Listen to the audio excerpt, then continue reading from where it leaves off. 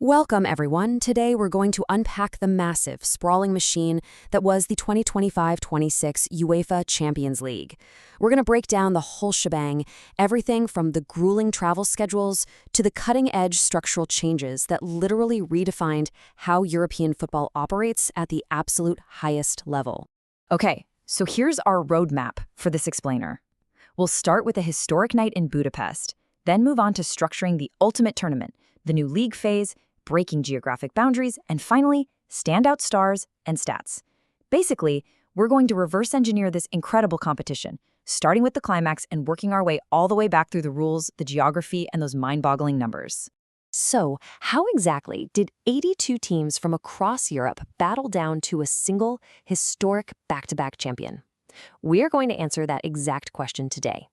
When you really think about it, it's an absolute logistical marvel. We're going to look at the rules, the geography, and the sheer scale of a tournament that connects virtually every single corner of the European continent. Let's dive right into Section 1, a historic night in Budapest, the 2025-26 climax. We have to start with the ultimate destination that those 10 grueling months of football were building towards.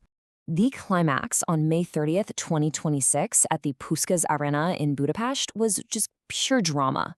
Paris Saint-Germain and Arsenal were deadlocked at a tense 1-1 draw after extra time. You know, the tension in that stadium was absolutely palpable as it came down to a nerve-wracking penalty shootout. Ultimately, PSG edged out Arsenal 4-3 in front of a roaring crowd. Now, to understand just how insanely rare this victory was, you really have to look back at history.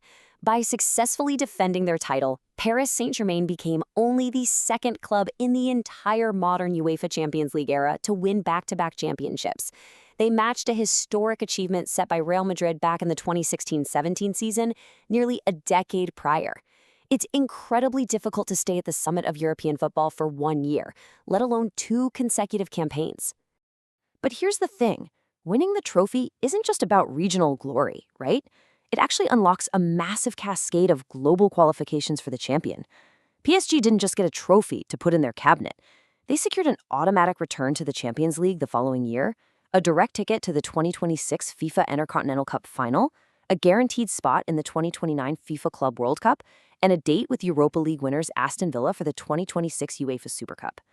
Winning the Champions League is essentially the key to global football domination. Moving right along to Section 2, structuring the ultimate tournament, focusing on allocation and qualifying. Let's see how this entire thing builds from the ground up, and how these competitors were selected to even have a shot at that trophy. To produce that single, spectacular final match in Budapest, the tournament actually began with a staggering 82 teams, drawn from 53 different UEFA member associations. So how do you filter 82 teams down fairly? Well, the coefficient rankings dictate access. The top 5 associations get 4 automatic slots each. But a really fascinating reality of this season was how England managed to secure an unprecedented 6 spots. They earned an extra European performance spot based on their previous season's coefficient, and on top of that, Tottenham Hotspur had won the Europa League, which granted them an automatic berth. Meanwhile, ongoing geopolitical realities meant a continued suspension for Russian clubs, as noted in UEFA's official directives. And on a slightly quirky logistical note, Liechtenstein didn't participate simply because they don't actually organize a domestic league of their own. On to Section 3, the new league phase and how they revolutionized the draw. Once the qualifying dust settled, the tournament transitioned into a highly technical, newly structured core format. Honestly, if you're used to the old Champions League, this is exactly where the rulebook gets thrown out. Because that traditional group stage of 32 teams split into groups of 4, it is completely gone, replaced entirely by a massive 36-team single league phase, just one giant leaderboard to rule them all. Scheduling 36 teams to play 8 unique opponents each requires a serious technological evolution. You literally can't just draw plastic balls from glass bowls anymore to untangle a scheduling web disk complex. Instead, UEFA utilized a hybrid manual and automated software process at the Grimaldi Forum in Monaco. A team was manually drawn, and then custom-built software instantly calculated and assigned them 8 different opponents, 4 at home, 4 away, all while ensuring no team played someone from their own domestic league. It was this really fascinating blend of traditional ceremony and modern computing. And the stakes in this 36-team table, they were incredibly high. Because it's just one table, every single goal and point mattered right up to the very final day. The top 8 teams were fast-tracked directly to the round of 16.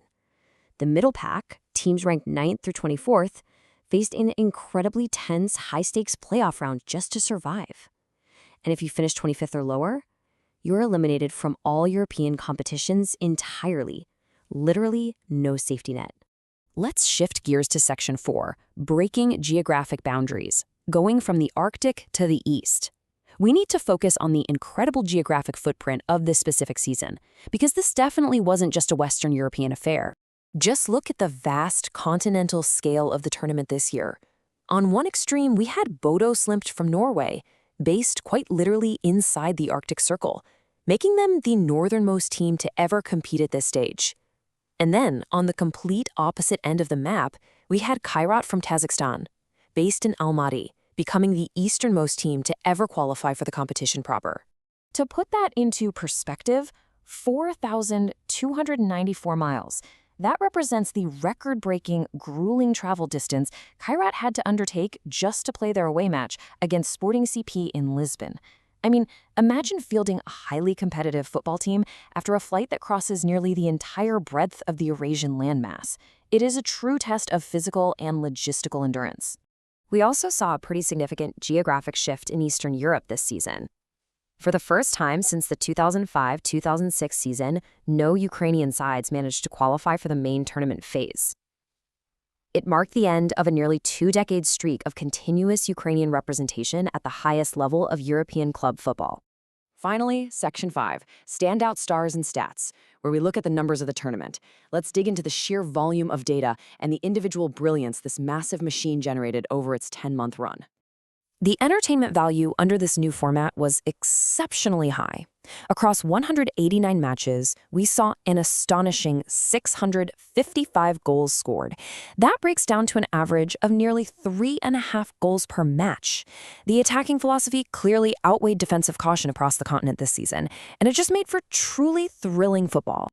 And get this, over 8.3 million fans attended these matches in person. That is an average of over 44,000 screaming fans packing into stadiums for every single game, highlighting the massive cultural and economic footprint of this competition. It's really not just a sport, it's an absolute cultural phenomenon. Now, when we talk about individual brilliance, this number is everything. 15. That is the incredible number of goals scored by Real Madrid's Kylian Mbappe in this single campaign, absolutely securing his position as the undisputed top goal scorer of the season. And while PSG took the Ultimate Team trophy, individual brilliance was spread across the absolute heavyweights of the sport. PSG's Kvicha Kvaratskhelia was named Player of the Season, basically pulling the strings that led to their ultimate victory. Meanwhile, Real Madrid, despite not winning the final, boasted both the top scorer in Mbappe and the best young player in Arda Güler. The talent pool is just incredibly deep, and it's heavily concentrated at the very summit of the game. Which brings us to the end of our explainer, but I want to leave you to ponder this provocative question. With teams now traveling from the freezing Arctic Circle to the far reaches of Kazakhstan, pushing past 4,000 miles in a single trip, and requiring complex automated software just to manage a 36-team league table, how much larger can the ultimate European football tournament realistically grow? As these geographical and structural limits continue to be pushed, what is the future of this beautiful game going to look like 10 years from now? Thank you so much for joining me on this deep dive. I hope this explainer has given you a crystal clear understanding of the monumental event that was the 2025-26 UEFA Champions League. Keep learning, keep questioning, and I'll catch you next time.